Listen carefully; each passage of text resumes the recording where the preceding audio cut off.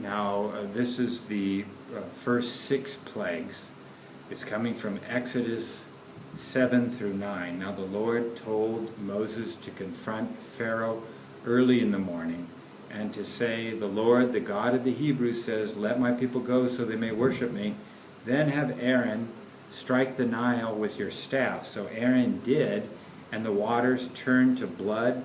The fish in the Nile died, the river reeked, and the Egyptians couldn't drink its water. But when the Egyptian magicians did the same thing by their magic arts, the Pharaoh's heart was hard, and he would not listen, as the Lord had said.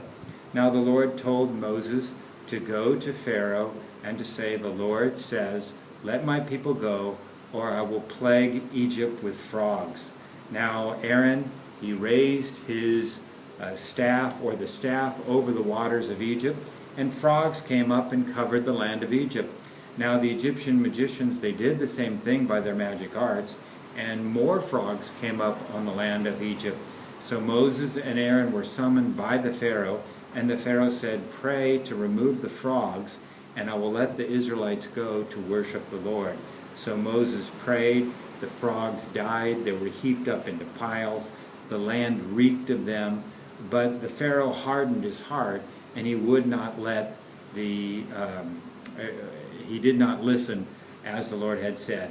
Now the Lord told Moses to tell Aaron to take the staff and strike the dust of the ground, and it would become gnats. Now Aaron struck the dust of the ground, and it became swarms of gnats, and they filled all Egypt.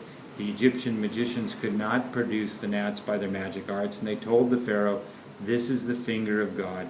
But the Pharaoh's heart was hard, and he would not listen as the Lord had said. Now the Lord told Moses to go confront Pharaoh early in the morning and say, "The Lord says, 'Let my people go so they may worship me, or I will plague Egypt with flies, and flies will fill all of Egypt.'" So, but the Lord would deal differently with the Israelites, and there wouldn't be any swarms of flies in Goshen where the Israelites stayed. And in this way the Lord would show Pharaoh that he makes his distinction between Israel and Egypt. Now dense swarms of flies filled Pharaoh's palace and went throughout all Egypt.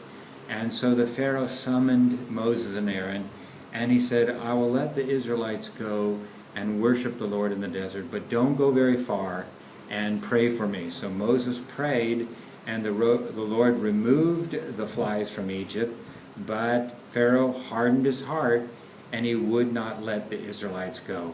Now the Lord told Moses to go to Pharaoh and to say, "The Lord says, 'Let my people go so they may worship me, or I will bring a terrible plague on your livestock.'"